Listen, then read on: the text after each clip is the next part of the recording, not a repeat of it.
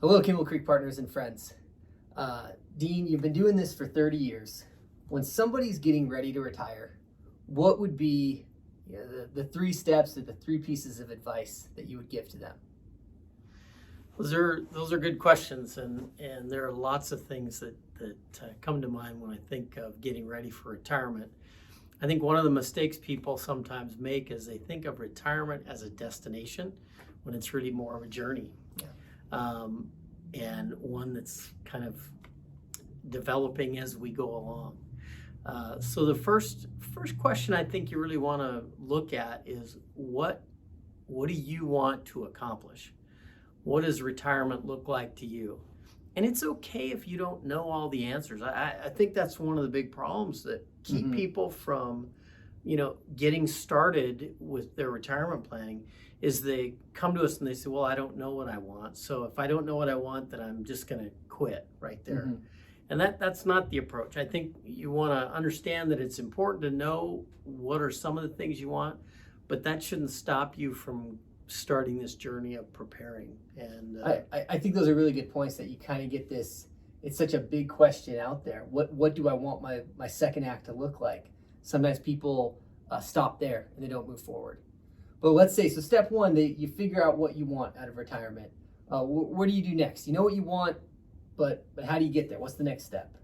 Well, a lot about, like most journeys, you got to figure out where you're at before you can figure out how to get directions to where you want to go. And so that usually is a process of gathering all your assets and creating what accountants would call a balance sheet. But just it's what you have and what you owe, essentially. And what are those resources you have to draw on? They may be in the form of investments, cash in the bank. It could be a pension fund that maybe that's a little hard for you to quantify, but you're going to get a certain amount of income, either through Social Security or a privately funded pension. And we put that all together in a balance sheet or in a format that's easy for you to see everything that you have in one location.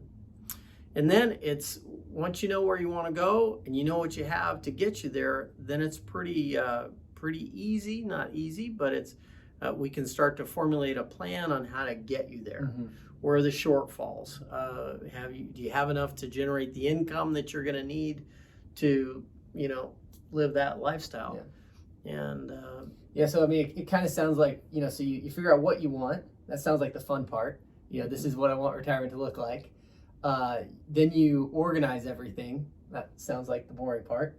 That's what we're for. That's the what we're part, for. We can help with the boring help part. organize everything and see what you have. And then maybe the scary part of how do I take what I have and get to where I want to be. And I think that's often where people will come to us and say, help me bridge this gap.